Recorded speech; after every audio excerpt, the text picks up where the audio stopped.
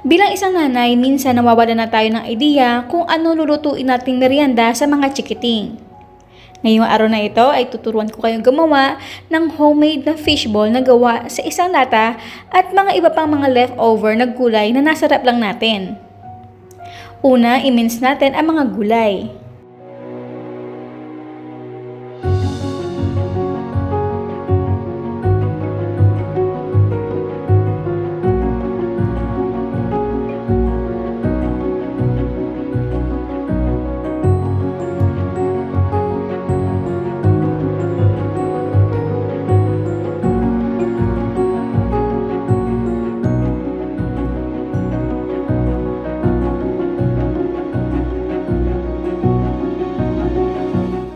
I-mash natin ang isang latang sardinas. Tsaka natin dito ilagay ang the rest na ingredients. Let it rest for 30 minutes. Dito nga pala sa Ang Sarap Grabe, ang dami na natin nagawang iba't ibang klaseng putahe na gamit ay sardinas. Ito yung katulad ng Shanghai roll sardines, miswa na may sardines, Sardines balls, at iba pa. Makikita ang link sa description box or mag-a-appear ang card sa itaas ng video.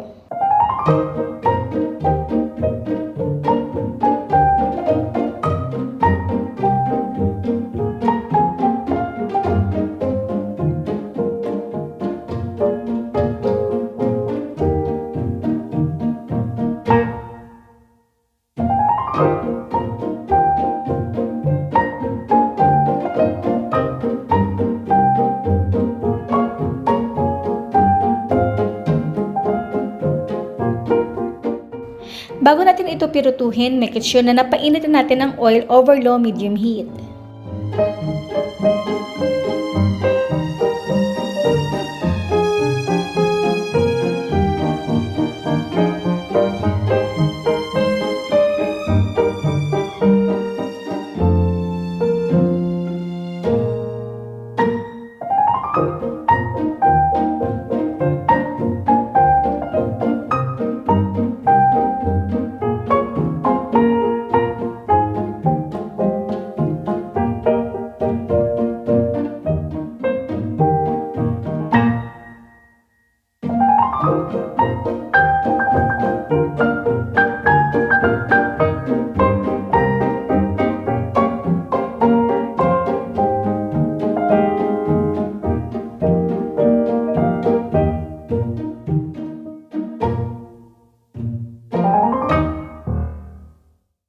Sa paggawa nga pala ng sauce, alamanong kaparas lang ito na ginawa natin sa kwek-kwek waffle.